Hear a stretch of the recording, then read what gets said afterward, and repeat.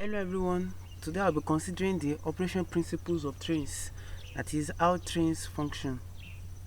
The operation principles of trains encompass a range of engineering and logistical considerations to ensure efficient and safe transportation. I'll be considering some main principles. The first is the power supply. The power supply of trains can vary depending on the type of train and the infrastructure of the railway network. Here are the primary types of power supplies used for trains. First is the overhead lines, the catenary system. Many electric trains are powered by overhead lines that supply electricity through a pantograph mounted on the train. This system is common in Europe and other regions. So this works by having overhead lines that supply electricity to the trains. Then the third rail, through the use of a third rail. Some trains, especially in urban and suburban areas, draw power from a third rail located alongside the tracks. This is commonly used in metro and subway system. So this works by having a third rail that will be powered, and the power will be connected to the train. So some trains draw power from a third rail located alongside the track. The third way is through battery electric power supply. Battery electric power supply. Emerging technology involves trains powered by batteries which can be charged either at stations or through regenerative braking. This involves trains that are powered by batteries which can be charged either at stations or through regenerative braking. The number two power supply means is the diesel power supply, and this could be number one, it could be diesel electric, that is trains that have diesel engine that drive electric generators which in turn powers electric traction motors. It allows for flexibility in regions without electrified tracks. There's a diesel engine on the train which drives an electric generator, and electric generator provides electricity that is used to power the electric traction motors. Diesel mechanical and diesel hydraulic system. In these systems, a diesel engine directly drives the wheels through mechanical or hydraulic transmissions. These are less common than diesel electric systems. So in these systems, there's a diesel engine which directly drives the wheels either through mechanical or hydraulic transmissions, and they are less common than the diesel electric systems that I discussed earlier. Moving on to hybrid systems. First, I have the electro-diesel system. This means trains that can operate both on electrified and non-electrified tracks. They switch between electric power when overhead lines are available and diesel power when they are not. These trains are hybrid of electric and diesel power supplies, so they can operate on both electrified and non-electrified tracks. They switch between electric power when overhead lines are available and diesel power when the overhead lines are not available. And number four, alternative energy sources. Number one here is the hydrogen fuel cells. Some experimental and early commercial trains use hydrogen fuel cells to generate electricity on board, emitting only water vapor. So these are alternative energy sources. The use of hydrogen fuel cells, where it's still being experimented. Some experimental and early commercial trains use hydrogen fuel cells to generate electricity on board, emitting only water vapor. Then as another alternative energy source is the solar power. While not typically used to power trains directly, solar panels can be installed on train carriages to power auxiliary systems and reduce overall energy consumption. So of course, solar energy may not be enough to power the whole train, but solar panels can still be installed on train carriages to power auxiliary systems and to reduce overall energy consumption. Each power supply system has its advantages and disadvantages depending on factors like infrastructure costs, environmental impacts, and operational flexibility. Each power supply system has its advantages and disadvantages. So depending on several factors like infrastructure cost, environmental impact, and operational flexibility. Traction and propulsion. Number 2. Traction and propulsion are critical aspects of train operation, determining how a train moves and how power is delivered to its wheels. So after the power supply, the second that I'll be considering is this traction and propulsion. It's critical in train operation. It determines how the train will move and how power is delivered to its wheels. I'll be considering the overview of the premise systems used. And electric traction and propulsion. Here we have AC and DC traction motors. AC alternating current motors are widely used due to their reliability, efficiency, and ease of maintenance. They can handle high power and are well suited for high speed and heavy haul applications. The direct current motors are historically common, especially in older trains. They are still used in some applications, but alternating current motors have largely replaced them in new designs. So for the electric traction and propulsion, we can either use AC or DC traction motors. The second under electric traction and propulsion is the use of pantographs and overhead lines. Pantographs and overhead lines. Electric trains often use pantographs and to collect current from overhead wires. The current is then converted and controlled to drive traction motors. Now, what's a pantograph? A pantograph is usually a conductive device that collects electric current from overhead lines for trains. So trains make use of pantographs and electric lines to collect current from overhead wires. The current can then be converted and controlled to drive the traction motors. The third rail systems used primarily in metro and subway systems. The third rail supplies direct current power to the train via a contact shoe. I mentioned it before. Some railways have a third rail which delivers electric power to the train. Inverters and converters, that's the fourth. Inverters and converters. These are used to convert power from the source, whether alternating current or direct current source, into the appropriate form needed by the traction motors. Modern trains use sophisticated power electronics to manage this conversion efficiently. So the use of inverters and converters. Some trains and modern trains use sophisticated power electronics to manage this conversion efficiently. So the function is to convert power, whether AC or DC, into the appropriate form that is needed by the traction motors. Moving on to the next, we can also have diesel traction and propulsion. Diesel traction and propulsion. The first, diesel electric. A diesel engine drives an electric generator or alternator producing electricity that powers traction motors. This combines the benefits of electric traction with the flexibility of diesel power. So this is a combination of a diesel engine that drives an electric generator or alternator. The electricity that is produced can now power the traction motors. It combines the benefits of electric traction with the flexibility of diesel power. Diesel mechanical. A diesel engine directly drives the train's wheels through a mechanical transmission. This system is simpler but less efficient and more limited in power compared to diesel electric. The diesel engine drives the train wheels through mechanical transmission. So it's simpler but it's less efficient compared to the diesel electric. Then the diesel hydraulic. A diesel engine powers an hydraulic transmission system which then drives the wheels. This system is used in some regional and freight applications. Freight application, that is where we have heavy load to carry. So the diesel engine powers a hydraulic transmission system which then drives the wheel. So I've discussed three now. The diesel mechanical, where the diesel engine drives a set of mechanical transmission. The diesel electric, where the diesel engine drives a generator or alternator to produce electricity for the traction. And the diesel hydraulic, where the diesel engine powers a hydraulic transmission system. These are the three that we have under diesel traction and propulsion. Hybrid and alternative systems. The electro-diesel system. This type of trains can switch between electric and diesel power, allowing them to operate on both electrified and non-electrified tracks. They have traction motors that can be powered either by electricity from overhead lines or by a diesel generator.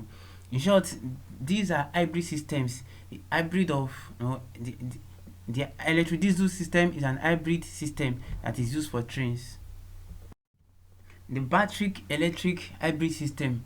Battery electric na hybrid system. Trains powered by rechargeable batteries. They can be charged through regenerative braking or at charging stations along the route. Battery electric trains are an emerging technology for shorter routes and environmentally sensitive areas.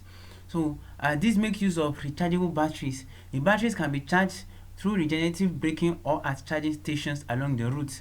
There could be charging stations along the route, or it could be charged through regenerative braking.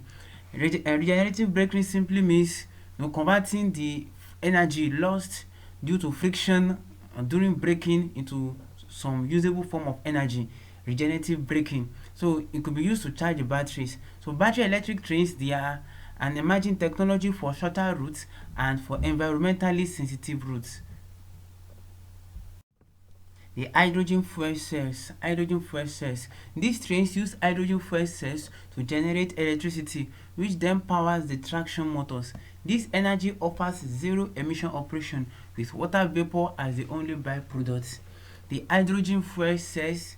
So these trains use hydrogen fuel cells to generate electricity, which then powers the traction motors. This technology offers zero emission operation with water vapor as the only byproduct. Number 4, hybrid systems. This involves combining multiple propulsion methods such as battery electric with diesel or hydrogen fuel cells to optimize efficiency and reduce emissions. So hybrid systems will involve combining multiple propulsion methods such as battery electric with diesel or hydrogen fuel cells, just so that we can optimize the efficiency. Key components of traction and propulsion systems. The key components of traction and propulsion systems. We have traction motors, which convert electrical energy into mechanical energy to drive the wheels. We have transmission systems, which include mechanical, hydraulic or electrical systems that transmit power from the engine to the wheels. So the key components of the traction and propulsion systems, we have the traction motors and we have transmission systems. In addition, we also have the control systems and regenerative braking as the key components. What does the control system what does it do? It manages the power flow to traction motors, ensuring smooth acceleration, deceleration, and efficient operation. The control systems is what manage the power flow to traction motors, thus ensuring smooth acceleration, deceleration, and efficient operation. Regenerative braking. Now I explained it just few seconds ago. It allows trains to convert kinetic energy back into electrical energy during braking, which can be reused or stored. It converts the kinetic energy during braking back into electrical energy, which can be reused or stored. These systems are designed to provide the necessary power and control for efficient and reliable train operation across various types of rail networks and applications. All these systems that I've talked about, they are designed to provide the necessary power and control for efficient and reliable train operation across various types of rail networks and applications. Another principle that is very important in the operation of trains is its control systems. The control system of trains is essential for managing operations, ensuring safety, and optimizing efficiency. It encompasses various technologies and processes, including onboard and trackside equipment. The control system of trains is important to manage many types of operation there, and also to ensure safety and optimize efficiency. So it combines various technologies and processes together, such as onboard and trackside equipment. Here is an overview of them. The first under the control systems is the TCMS, the Train Control and Management System. Centralized control. TCMS is the brain of the train, integrating various subsystems such as propulsion, braking, doors, and the HVAC, the heating, ventilation, and air conditioning. It monitors and controls these systems to ensure smooth operation. Diagnostics. TCMS continuously monitors the train's health and performance, diagnosing issues in real time and facilitating predictive maintenance. So these are the two things that the TCMS does. It offers centralized control and diagnostics. Centralized control and diagnosis. Next, under the control systems is the signaling systems. The signaling systems. This entails fixed block signaling and moving block signaling. For the fixed block signaling, divide the track into fixed blocks, each protected by signals. Only one train is allowed in a block at a time to prevent collision. Moving block signaling is more advanced. These systems dynamically calculate safe distances between trains, allowing closer spacing and increased capacity. Communication-based train control (CBTC) is a type of moving block system used in metro systems. So signaling systems is very important so that a train does not jam into another train. So it divides the fixed block signaling divides the train into fixed blocks protected by signals, allowing only one train in a block at a time to prevent collision. But for the moving block, it dynamically calculates safe distances between trains, allowing closer spacing and increased capacity. The third is the automatic train control, the ATC. So it entails automatic train protection, which ensures trains operate within safe speed limits and prevents collision by automatically applying brakes if necessary. The ATO, automatic train operation, it automates certain driving tasks such as starting, stopping, and speed regulation. It ranges from partial automation to full autonomous operation. And then the ATS, the automatic train supervision, it manages and supervises train operations including scheduling, routing, and real-time adjustment to maintain optimal service. So the automatic train control involves these three things that I've talked about: the automatic train protection, the automatic train operation, and the automatic train supervision. Next, the communication systems. This involves train to ground communication and passenger information systems. The train to ground communication enables constant communication between the train and control centers, essential for real-time updates, diagnosis, and emergency response. The passenger information systems provide real-time updates to passengers regarding schedules, delays, and other important information. The communication system, there is a train to ground communication, and then there is a passenger information system. The fifth, advanced control technologies. This includes positive train control, the PTC, and the European Train Control System, the ETCS. For the positive train control, it is used mainly in the US. PTC is a safe system designed to prevent accidents caused by human error, such as train-to-train collisions, derailments, and unauthorized movements. The European Train Control System is part of the European Rail Traffic Management System. The ETCS standardizes train control across Europe, enhancing interoperability and safety.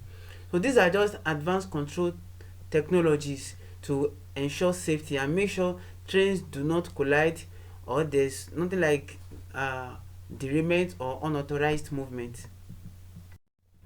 The driver assistance system. This involves driver advisory system and the enhanced vision system. The driver advisory system provides real-time advice to train drivers on optimal speed and energy efficient driving techniques. While the enhanced vision systems makes use of cameras and sensors to provide better visibility in poor conditions, helping drivers to navigate safely. Next, safety and security systems. This includes the CCTV and surveillance, as well as fire detection and suppression. For the CCTV and surveillance, cameras monitor the train's interior and exterior for security and safety. The cameras monitor both the inside and outside of the train for security and safety, and fire detection and suppression. The systems detect and respond to fires on board, ensuring passenger safety. So these are systems that dictate if there is fire on board, and it also suppresses it if there's fire on board. The eighth is the environmental control systems. The environmental control systems, it involves energy management and also ensuring passenger comfort through automated HVAC systems. For the energy management, systems optimize energy use, including regenerative braking and efficient power distribution. And also, as part of the environmental control systems, as part of its functions, it ensures passengers' comfort through automated HVAC systems. Infrastructure interaction, infrastructure interaction, level crossing protection, and trackside monitoring systems. These are the two things it entails. For the level crossing protection, it ensures safe passage at level crossings by controlling gates and signals. By controlling gates and signals. And for the trackside monitoring systems, it monitors track conditions and infrastructure health, sending alerts for maintenance and repairs. It monitors conditions and infrastructure health, sending alerts for maintenance and repairs. Human Machine Interface (HMI). The Human Machine Interface, it involves control panels and touch screens and displays. For the control panels provide drivers with real-time information and control over train operations. It provides drivers with real-time information and control over train operations.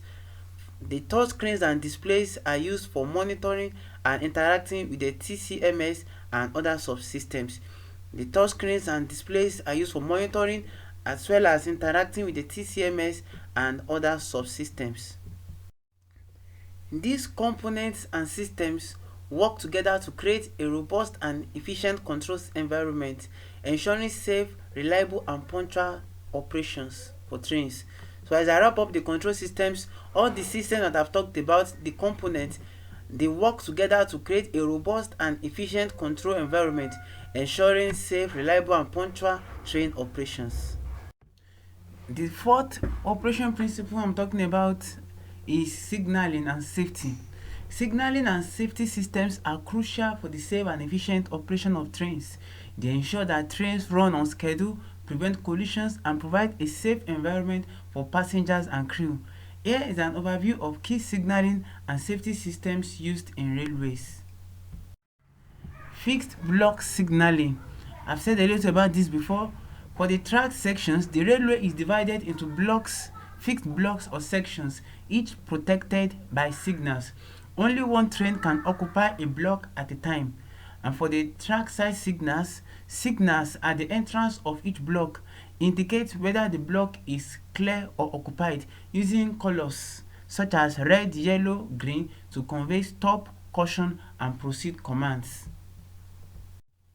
For the moving block signaling, dynamic control, instead of fixed blocks, safe distances between trains are calculated dynamically based on their speed and braking capability. Continuous communication, trains and control centers communicate continuously, allowing more flexible and efficient train spacing.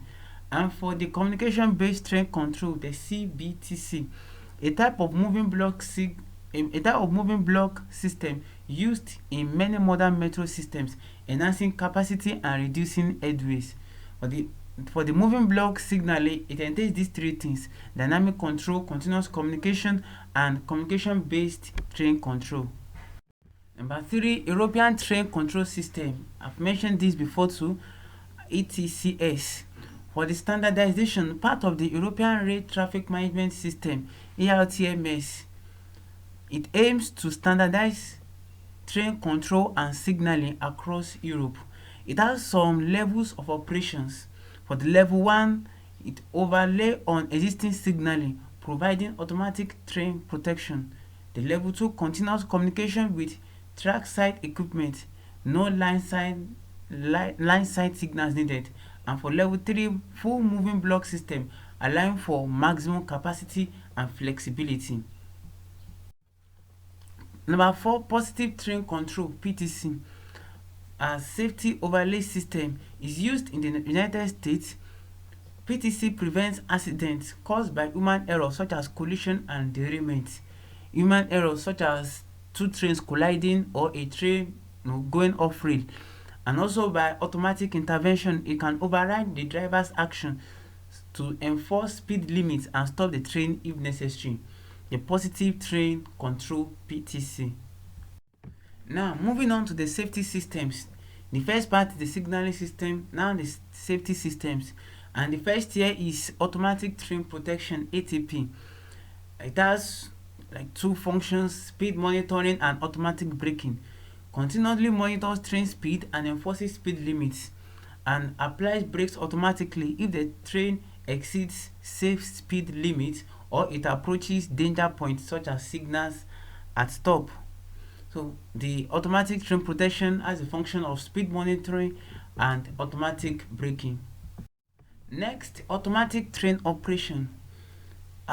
Automatic train operation, the ATO. For the automation levels, it ranges from partial automation to full automation, from driver assistance to driverless operation. Efficiency, it enhances operational efficiency, reducing human error and optimizing train performance. So the automatic train operation enhances operational efficiency, reducing human error and optimizing train performance. So it ranges from partial automation to full automation.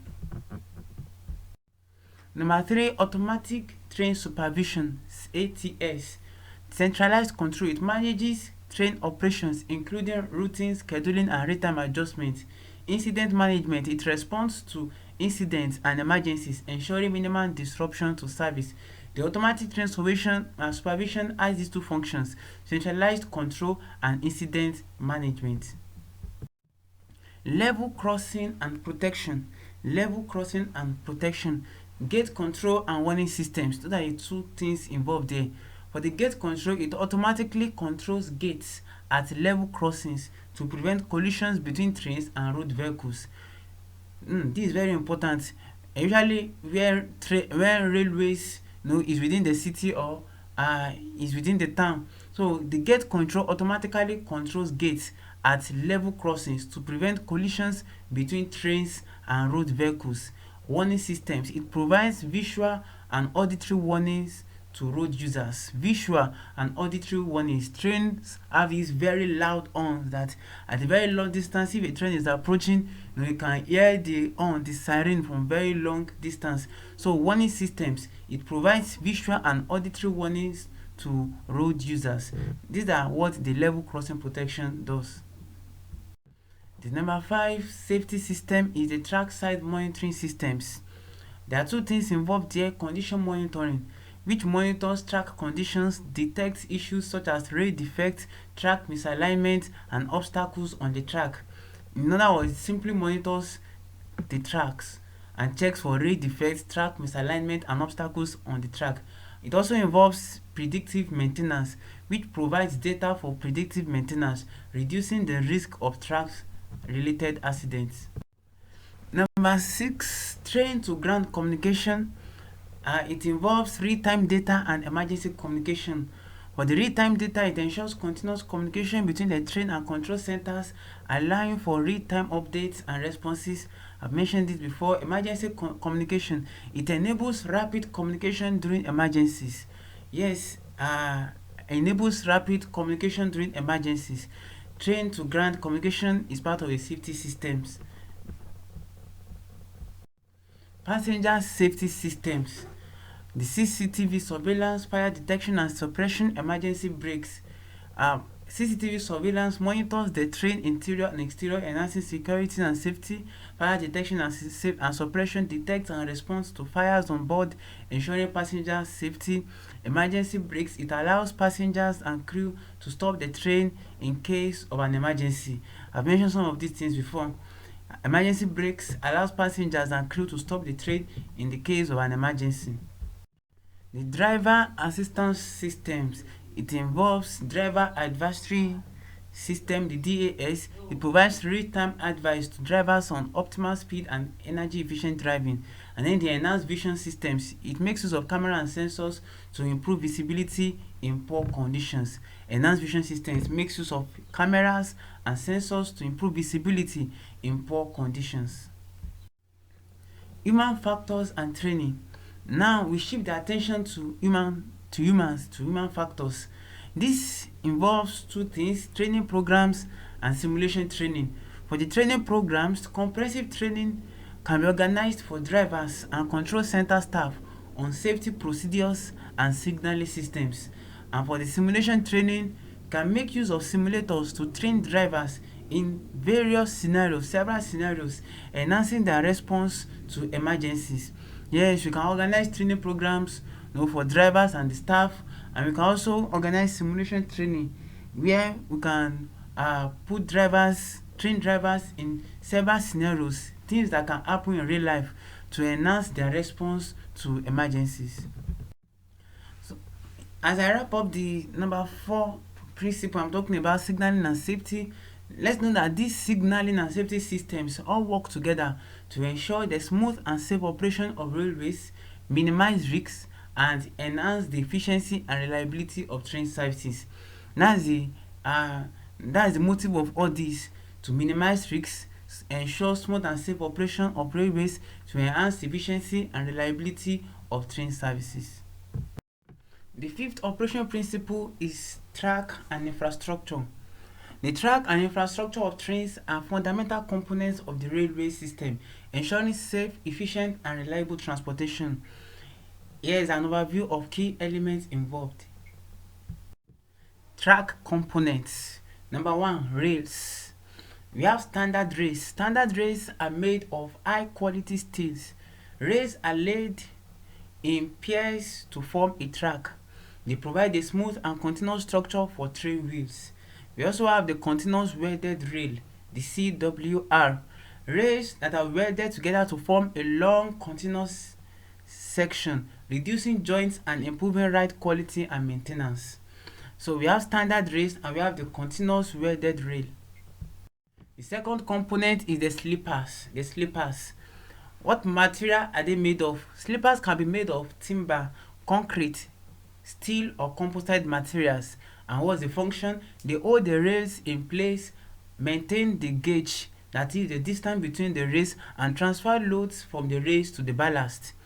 The materials, they can be made of timber, steel, concrete, or composite materials, and the function is that they hold rails in place, they maintain the distance between the rails, they transfer loads from the rails to the ballast. The ballast. What's the ballast? The ballast consists of crushed stone or gravel placed underneath or around the sleepers. The ballast consists of crushed stones or gravel placed underneath and around the sleepers. What's the function? It provides stability, facilitates drainage, and helps to distribute loads from the track to the subgrade. The function again provides stability, facilitates drainage, and helps to distribute loads from the track to the subgrade. Fastenings. It involves clips and anchors. Clips and anchors secure rails to sleepers, preventing lateral and longitudinal movement.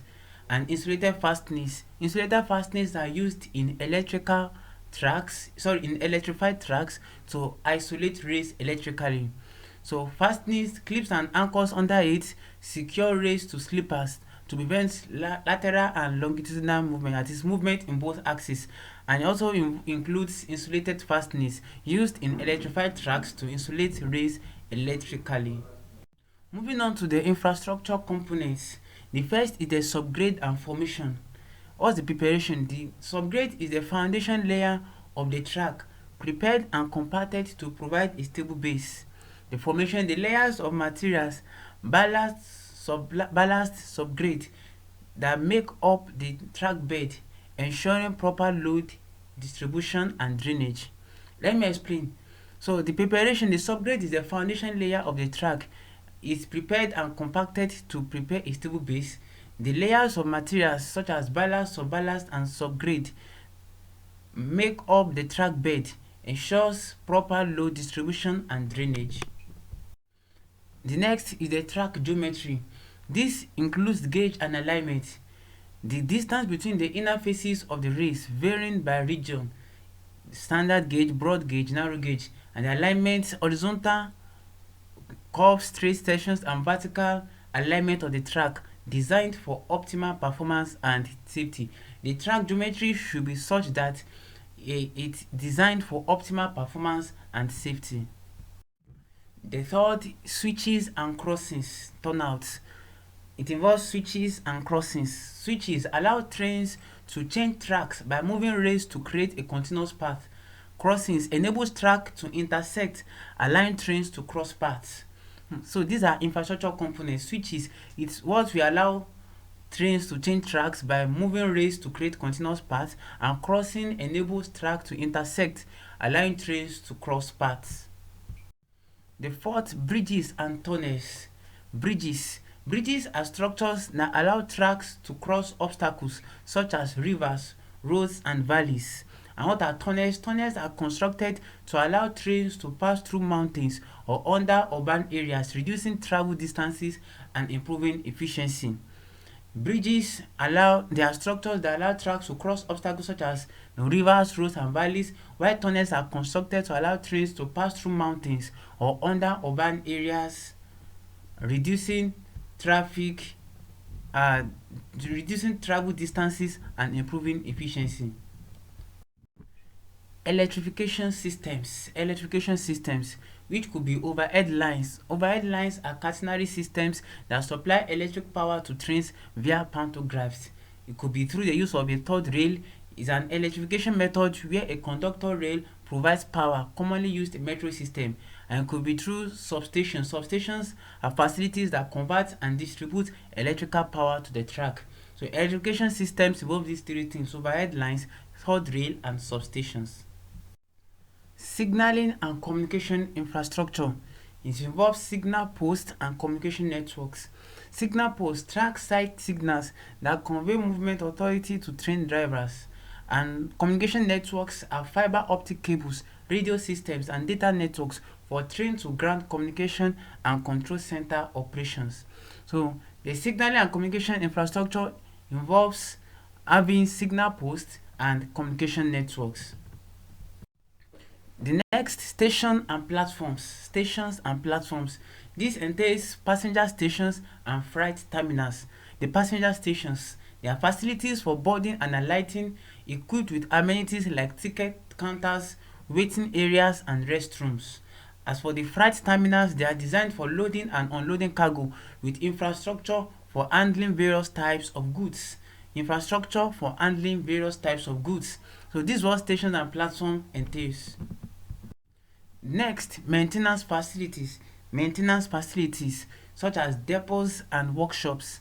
Depots, they are locations where trains are serviced, maintained, and stored. And for workshops are equipped for heavy maintenance and repairs, including overhauls and component replacement.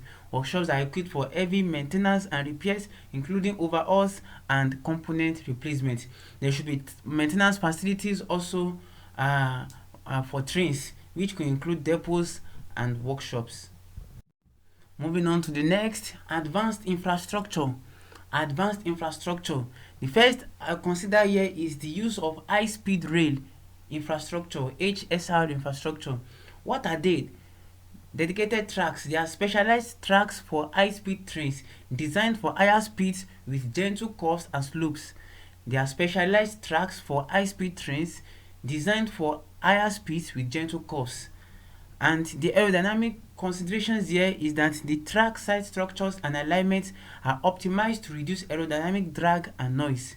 The track side structures and alignments, they are optimized to reduce aerodynamic drag and noise. The next advanced infrastructure in trains is the use of the maglev tracks. What are they? They are tracks with embedded magnets or coils that levitate and propel trains, eliminating friction and enabling very high speeds. This is known as magnetic levitation. So the guideways are specially designed paths that provide precise control and stability for maglev trains. So the use of magnetic levitation for trains.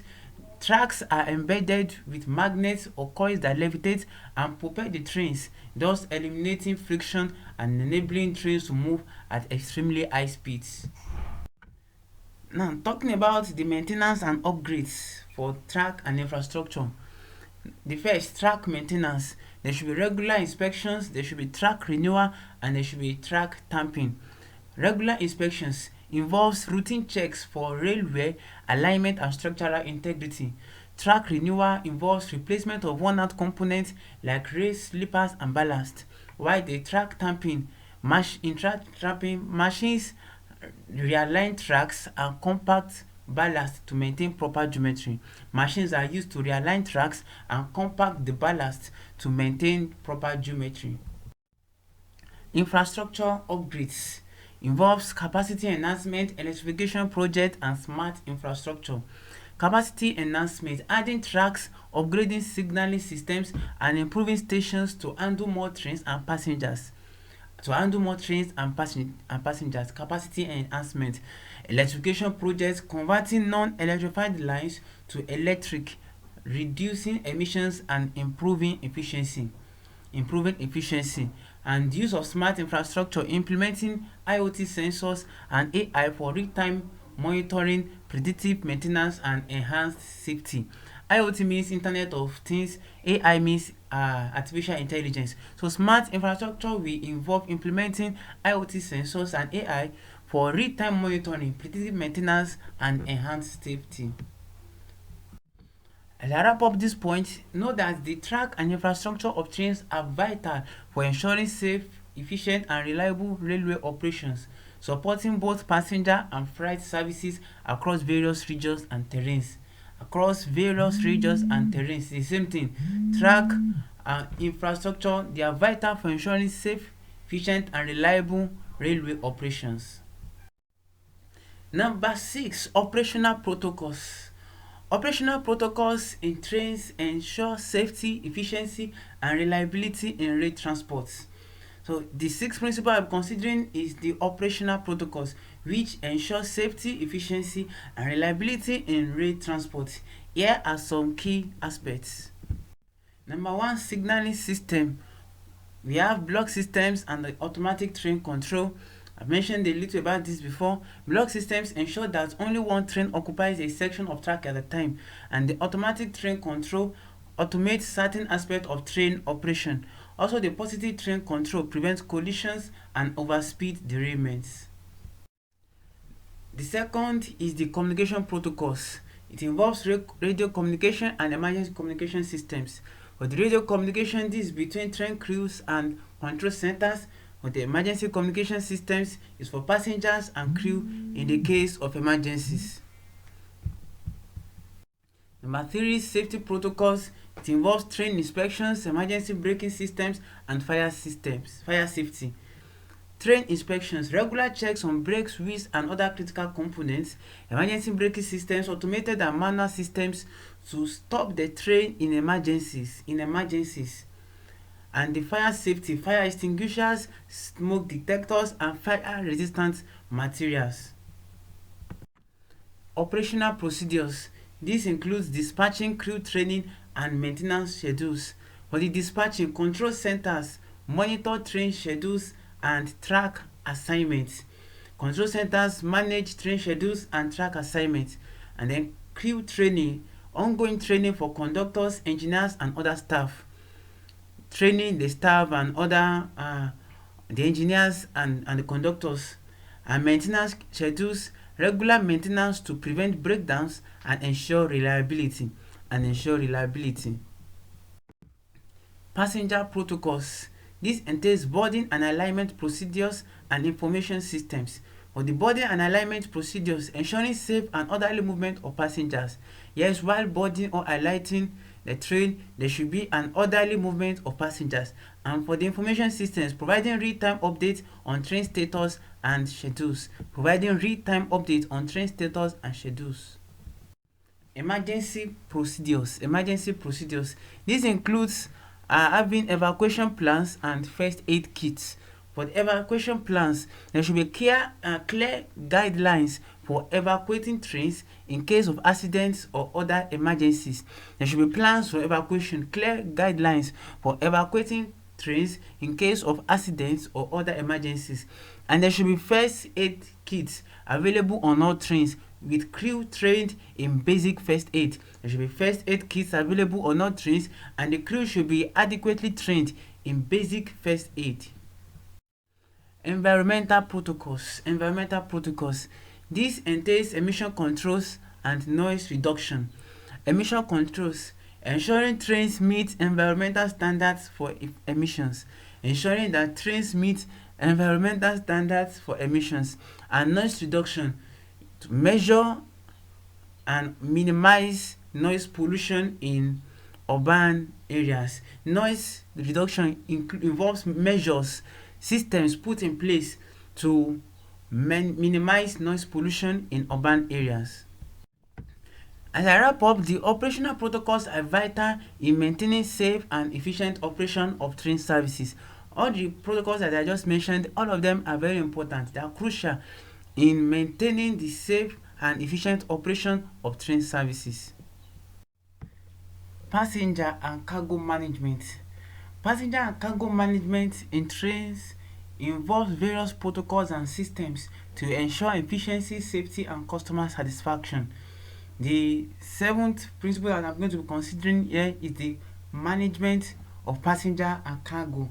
So here's an overview of what it entails. Let's consider first the passenger management. Number one, ticketing systems. This entails online and offline ticketing and reservation systems. The online and offline ticketing facilitates booking through websites, apps, and physical counters. Before passengers can board a train, they have to have a ticket, a permit, something that will permit them to enter the train. So there should be online and offline ticketing. Online in the sense that booking can be drawn through websites or apps, and also offline, that's through physical counters. The reservation systems manages seat allocations and ensures no overbooking. Reservation system is all about the management of seat allocation to ensure that there is no overbooking. So all this will ensure that there is proper passenger management in the train. The second passenger management technique I'm going to consider is the boarding procedures, which entails platform management and announcements and signage. Platform management ensures safe and orderly boarding and alighting. As passengers enter the train and as they get out, so there should be safe and orderly. So platform management is to ensure safe and orderly boarding and alighting. Announcement and signage provide clear information on train arrivals, departures, and platform changes. There should be announcement and signage. This one is what will provide clear information on the time that the train will be arriving, on the time it will be departing, as well as other changes on the platform. Number three, onboard services. Onboard services such as seating arrangements and amenities. Seating arrangements: comfortable seating, often with classes of service such as economy, business, and so on. So there should be a comfortable seating, in the train. And the other amenities such as Wi-Fi, food and beverage services, restrooms, as well as accessibility features for disabled passengers. The onboard services includes seating arrangements and amenities for the passengers. The fourth is safety protocols. This entails emergency exits and security personnel. For the emergency exits should be clearly marked and accessible in the case of emergencies. In case there is an emergency, the emergency exit should be visible, should be clearly marked and accessible. And there should be security personnel also, onboard staff that are trained to handle security issues and emergencies. There should be onboard staff which are trained to handle security issues and emergencies. There should be customer service as well, such as help desks and feedback systems. So help desks should be available at stations and onboard for passenger assistance. There should be feedback systems also, channels for passengers to provide feedbacks and complaints. So So customer service will involve help desks and feedback systems on the train. It's also part of the passenger management. Okay, let's move to cargo management now. The first here is cargo booking and scheduling. Cargo booking and scheduling, which involves reservation systems and tracking systems. For the reservation systems, is to manage space allocation and schedules for cargo. Is to manage space allocation and schedules for cargo. The tracking systems, real-time tracking of cargo for customers and operators. There should be tracking for cargo for customers and operators. The second under cargo management is loading and unloading procedures. Loading and unloading procedures. This involves cargo handling equipment and safety protocols. For the cargo handling equipment, cranes, forklifts, and conveyors should be available for efficient loading and unloading. For efficient loading and unloading, cranes, forklift, conveyors, and other equipment should be available. And also safety protocols to ensure safe handling of hazardous and non-hazardous materials. Safe handling of hazardous and non-hazardous materials. The third is storage and transit. Storage and transit. This should involve secure storage and damage prevention. For the secure storage, lockable and climate controlled compartment for sensitive goods. There should be lockable and climate controlled compartments for sensitive goods. And for the damage prevention, proper packing and handling to prevent damage during transit. There should be proper packing and handling to prevent damage during transit. The fourth is documentation and compliance, which involves shipping documents and regulatory compliance. For the shipping documents, the bills of lading, customs declaration, and other required paperwork should be available. Regulatory compliance, adhering to national and international shipping regulations. Adhering to national and international regulations. So there should be proper documentation and compliance for cargo management. Number 5, intermodal connectivity. Intermodal connectivity, which involves seamless transfers and integrated systems. For the seamless transfers, there should be coordination with ports, airports, and truck services for efficient transfers. Integrated systems, the use of technology to streamline intermodal connections. The use of technology to streamline intermodal connections. So intermodal connectivity involves seamless transfers and integrated systems.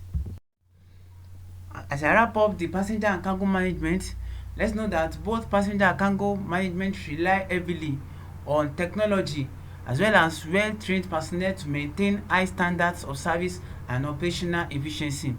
It relies both on technology as well as well-trained personnel for us to have a high standard of service and operational efficiency. Number 8, environmental and efficiency considerations. Environmental and efficiency considerations in train operations are crucial in reducing the ecological footprint and optimizing performance. So next, as the number 8 principle, I'll be considering environmental and efficiency considerations. So here's an overview of what it's going to entail. The first, under environmental considerations is emissions reduction. So how do we do this? Through the use of electric trains and hybrid engines. So the use of electric locomotives instead of diesel can reduce greenhouse gas emissions, and for hybrid engines, combining diesel and electric power to lower emissions. We can combine diesel and electric power together to lower emissions. The second under environmental considerations is the energy efficiency, which includes regenerative braking. Regenerative braking is the capturing of energy during braking and storing it for reuse. We capture energy during braking and we store it for reuse. Also, the use of energy efficient lighting such as LED, and also improved HVAC systems, which means improved heating, ventilation and air conditioning systems. Number 3, noise pollution. It involves the use of sound barriers and also it involves quiet zones. Sound barriers installation along tracks in urban areas to reduce noise. Sound barriers are installations along tracks in urban areas to reduce noise. And quiet zones, implementing quiet areas with minimal noise disturbance. To implement quiet areas with minimal noise disturbance. The fourth under environmental considerations is the use of sustainable materials. This includes recycled materials and eco-friendly interiors. Recycled materials. The use of recycled and sustainable materials in construction and maintenance. We use materials that are recycled and sustainable for construction and maintenance. And also the use of eco-friendly interiors. Materials that are non-toxic and have a lower environmental impact. They can be used for the interiors of the train. The fifth is biodiversity protection. Biodiversity protection, such as wildlife crossings and habitat conservation. Wildlife crossings, structures that allow animals to cross tracks safely. Structures that allow animals to cross tracks safely. And habitat conservation, measures to protect natural habitats near rail lines. There should be measures put in place to protect natural habitats that are near rail lines. These are all under biodiversity protection. Moving on to the second part, which is efficiency considerations. First is operational efficiency. This could include advanced scheduling, optimizing train schedules to reduce wait times and improve frequency. To optimize the schedules of trains to reduce wait times and to improve frequency. Then it can also be in form of centralized traffic control. Centralized traffic control, that is the real-time monitoring and management of train movements. Real-time monitoring and management of train movements. Next, fuel efficiency. Fuel efficiency. This can be achieved through aerodynamic design and also through the use of lightweight materials. For the aerodynamic design, trains designs that reduce air resistance and improve fuel efficiency. Aerodynamic design involves having train designs that reduce air resistance and improve fuel efficiency. And the use of lightweight materials can reduce energy consumption. Use of lighter materials can reduce energy consumption. Next, maintenance efficiency. Maintenance efficiency. This includes predictive maintenance and automated inspections. For the predictive maintenance, the use of sensors and data analytics to predict and prevent equipment failures. The use of sensors and data analytics to predict and prevent equipment failures. For the automated inspections, this includes the use of drones and robotics for track and train inspections. Using robotics and drones for track and train inspections.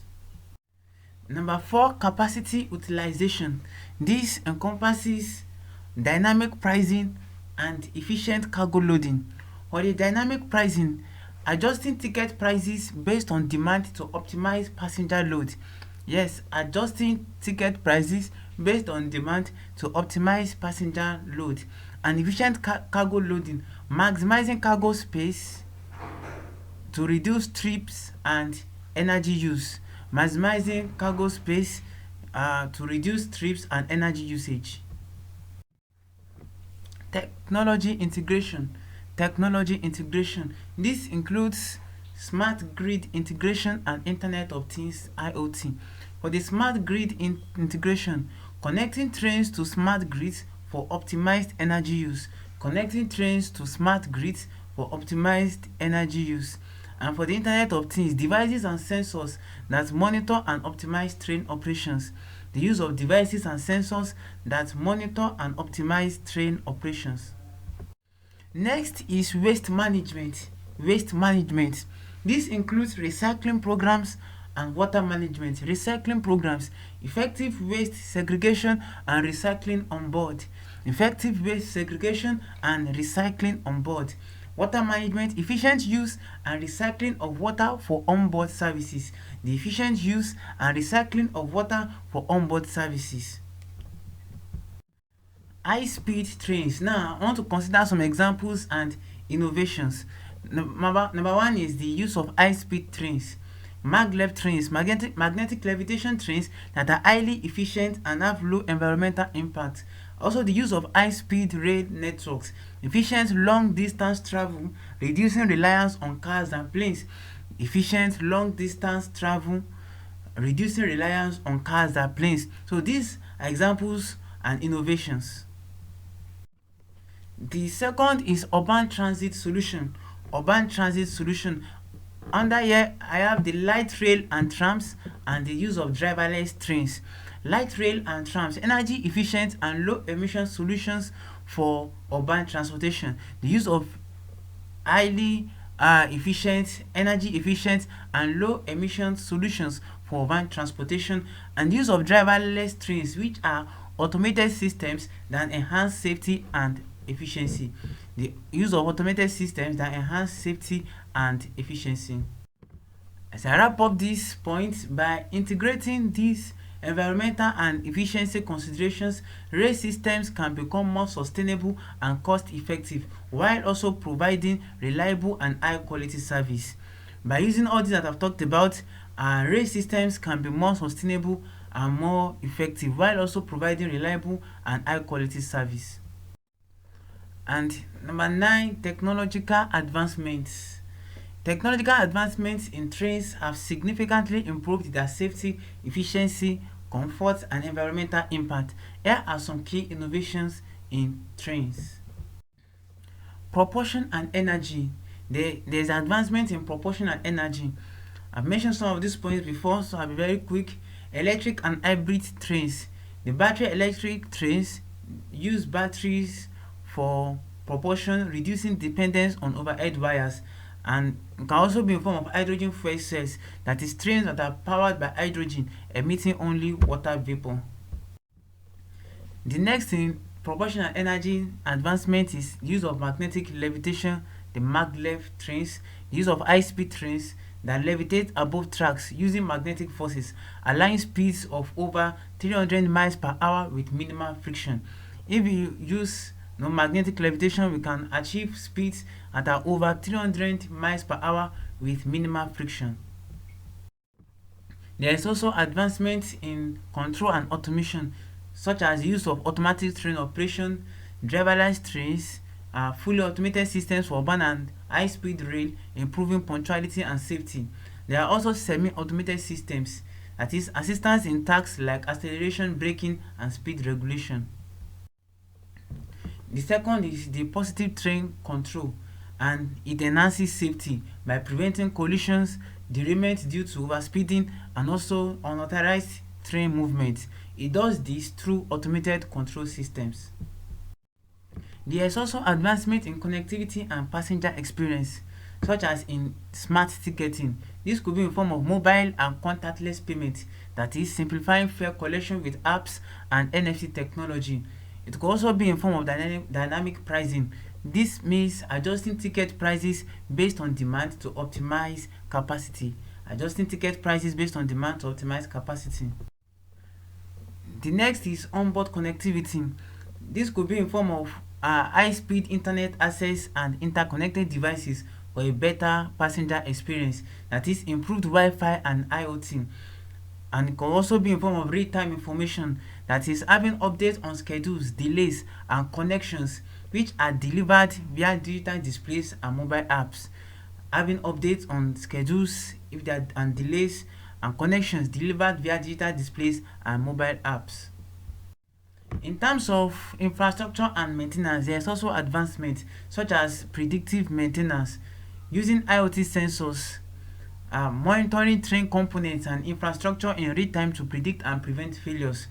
It can also be in form of big data analytics, analyzing vast amounts of data to optimize maintenance schedules and improve reliability.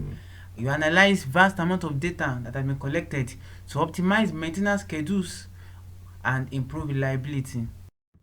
So technological advancement can also be in the use of better materials, advanced materials such as lightweight composites, thus reducing train weight and improving fuel efficiency. It could also be in form of durable track materials that will enhance the longevity and resistance and resilience of rail infrastructure. The use of durable track materials that enhances and that will enhance the longevity and resilience of rail infrastructure. Now, in terms of environmental impacts, there's energy efficiency. This could be through regenerative braking or eco-friendly designs. Like I've said before, regenerative braking is the capturing and reusing of energy during braking. Eco-friendly designs, the use of aerodynamic shapes and energy efficient systems. The use of aerodynamic shapes and energy efficient systems. The second is sustainable operations, green stations, such as green stations and waste management. Green stations using renewable energy sources and sustainable materials in station construction and operation. Using renewable energy sources and sustainable materials in station construction and operation. And for waste management, implementing comprehensive recycling and waste reduction programs on board. We implement comprehensive recycling as well as waste reduction programs on board. And there has also been advancements in the trains, such as use of advanced high-speed trains, which improve comfort and safety as well as the speed of the trains. There's another thing called the hyperloop, conceptual vacuum tube trains aiming for ultra high speeds with minimal energy use. Conceptual vacuum tube trains aiming for ultra high speeds with minimal energy use. Now, what's the future trend in trains? What's the future trend in trains? The first is the hyperloop technology, which I just explained. It entails the use of vacuum tube transport, that is, trains that travel in low pressure tubes to achieve speeds of over 700 miles per hour. Trains that travel in low pressure tubes to achieve speeds of over 700 miles per hour. It can also be in form of magnetic propulsion, using magnetic forces for propulsion, reducing friction and energy consumption. Using magnetic forces for propulsion, thus reducing friction and energy consumption. The second is in autonomous freight trains. Autonomous freight trains, which could be in form of automated logistics and efficient routing. For automated logistics, enhancing cargo management with driverless technology and artificial intelligence. We enhance cargo management with driverless technology and artificial intelligence. For the efficient routing, optimizing routes and schedules using advanced algorithms and real-time data. Optimizing routes and schedules using advanced algorithms and real-time data. These technological advancements continue to transform the rail industry, making trains faster, safer, more efficient, and environmentally friendly.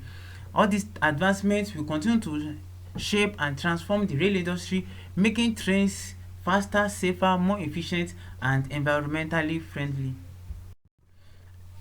Understanding these principles helps appreciate the complexity and precision involved in train operations, ensuring they remain a reliable and efficient mode of transportation.